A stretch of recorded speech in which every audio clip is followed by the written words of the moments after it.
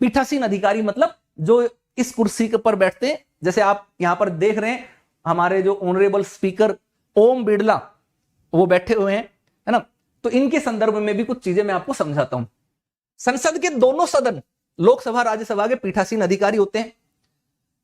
लोकसभा के जो पीठासीन अधिकारी हैं उसको हम बोलते हैं अध्यक्ष, यानी कि स्पीकर इंग्लिश में बोला जाता है, हिंदी में बोलते हैं अध्यक्ष, ठीक है, अध्यक्ष और उपाध्यक्ष। राज्यसभा में होते हैं उनको बोलते हैं चेयरपर्सन, सभापति और उपसभापति, ठीक है जी।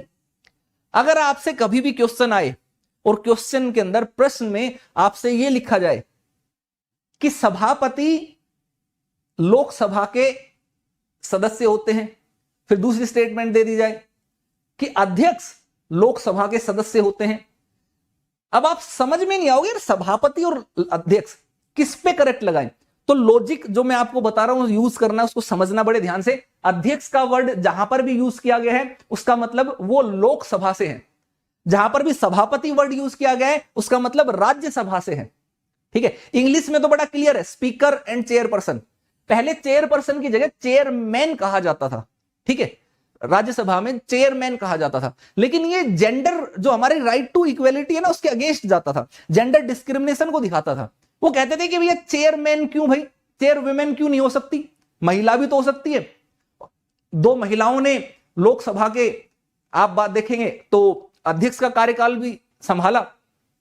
ऐसे ही राज्यसभा के अंदर यह मामला उठा कि भाई चेयर वुमेन क्यों नहीं हो सकती, तो जेंडर न्यूट्रल करने के लिए इसका नाम बदल करके चेयरमैन से चेयरपर्सन कर दिया गया, ठीक है, चेयरपर्सन। हिंदी में यह मामला ठीक है, हिंदी में उसको थोड़ा सा करेक्ट करने की जरूरत है, सभापति या सभापत्नी इस तरीके का विवाद चल रहा है। लेकिन हम मूल रूप से आप देखोगे तो इंग्लिश की चीजों को कंसिडर कर लेते हैं। बाद में पति और पत्नी का विवाद राष्ट्रपति को लेकर के भी उठा कि अभी तो द्रौपदी मुर्मू जी भारत के राष्ट्रपति बने हैं लेकिन वो तो महिला हैं, तो ऐसे में उनको राष्ट्रपत्नी क्यों नहीं कहा जाता। ये विवाद के ऊपर भी मैं आपको कभी अलग से क्लास लेकर के बताऊंगा, समझाऊंगा। अभी बस आप ये समझिए कि जेंडर न्यूट्रलाइजेशन के लिए चेयरपर्सन नाम कर दिया गया। अब लोकसभा के अध्यक्ष को कैसे इलेक्ट करते हैं समझिए।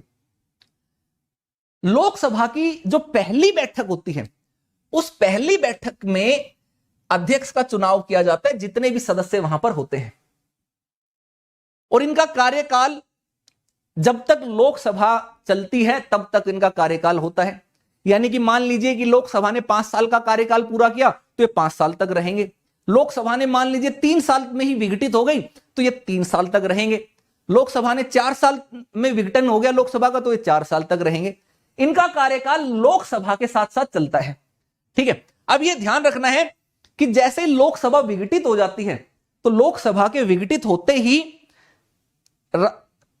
ये अपनी पोस्ट छोड़ते नहीं है, खाली नहीं करते हैं, ठीक है। ये अपनी पोस्ट पर बने रहते हैं कि जब तक कि नई लोकसभा की बैठक ना हो जाए, नई लोकसभा के स्पीकर इलेक्ट होकर के नहीं आ जाए, तब तक ये रहते। हालांकि उस समय तक कुछ कार्य नहीं करते, लेकिन अगर कुछ अत्यंत आवश्यक जरूरत पड़ने पर अगर कुछ कार्य करने की जरूरत हो तो इसलिए इस पद को बनाए रखा जाता है उस टाइम तक कि हाँ भैया वो रहेंगे, लेकिन इनका टेन्योर जो है वो खत्म हो जाता है, ठीक है जी।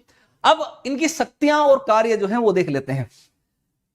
देखिए सबसे पहली चीज तो आपको मैं एक और बता देता हूं कि जब भी हम लोकसभा के स्पीकर की बात करते हैं ना, तो लोकसभा के स्पीकर बनने के लिए कुछ कंडीशंस हैं, कुछ मैंडेटरी कंडीशंस हैं। पहला कि आप जो है आपको लोकसभा का सदस्य होना जरूरी है।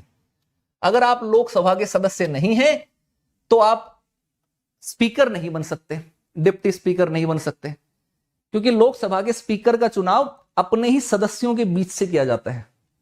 लेकिन मंत्री के संदर्भ में इस तरीके की चीजें नहीं होती हैं। आपने मंत्री के संदर्भ में सुना होगा ना कि भारत में कोई भी व्यक्ति बिना संसद का सदस्य रहे 6 महीने तक मंत्री बना रह सकता है, प्रधानमंत्री बना रह सकता है, मुख्यमंत्री बना रह सकता है। 6 महीने के अंदर संसद की सदस्यता लेनी पड़ेगी। लेकिन ऐसा ही सवाल आपसे लोकसभा के अध्यक्ष के बारे में भी पूछा जा सकता है, स्पीकर के बारे में भी पूछा जा सकता है, और इसमें आपसे कहा जा सकता है कि